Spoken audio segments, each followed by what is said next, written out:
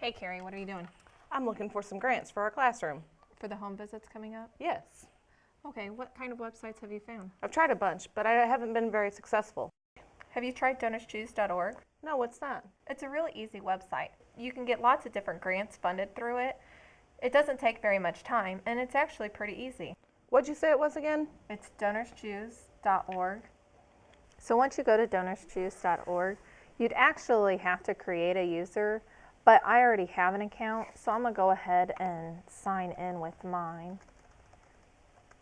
And all it is I just use my district email. So that way I can get all of the updates through my email that I check regularly.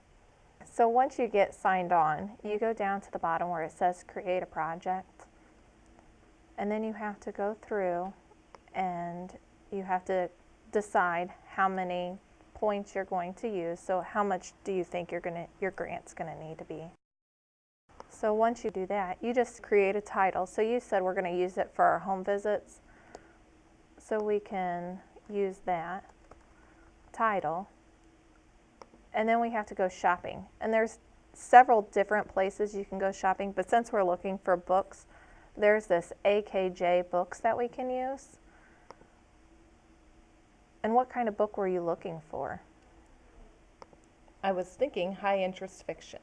Okay. Well, we could go ahead and use one of those books. And they have a huge variety, so we should be very successful with that. Does that book look good? It does. Is that the book you were wanting? Sure. All right. How many copies do you think you'd like? I think I would like 65. Okay. And then you always have to make sure that you put it into your shopping cart because then it sends it directly over to DonorsChoose. So then once we go to our summarizing of a cart, then we have to tell all about our story. This is the part where you have to make sure you actually tell them why you want this project. So you're going to start off with opening with the challenges facing our students. Some of the things that I always like to tell them is how our students are low income and things like that. So that way they know why we want this project. And you always want a really good opening to get them to actually want to look more into your project. And then we need to tell them why we are requesting these books so that they know what we will be using them for. And then they just want you to tell them why this project is so important to our students. And you're almost done. So once you go through and you tell them all of that, then you have to go through and just provide a little bit more of the details.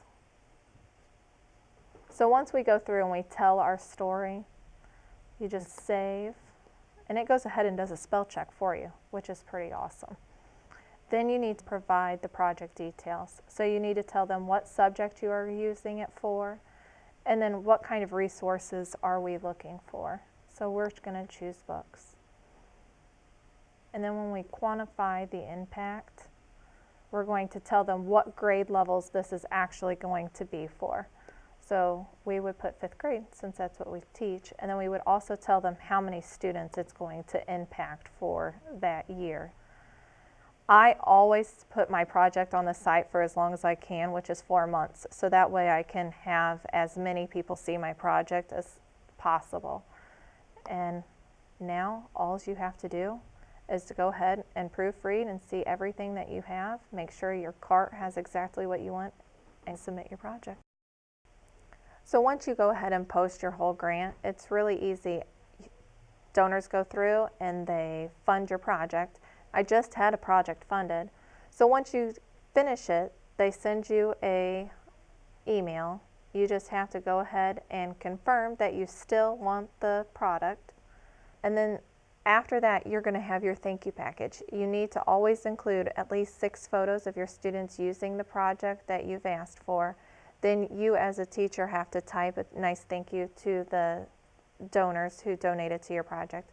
And sometimes if anybody donated over $50, they can ask for personal thank yous from your students. But that's not really hard, and it's a very easy project. And it doesn't take much time, and you just got yourself a nice project funded without all that other hassle that you would have to do through other projects.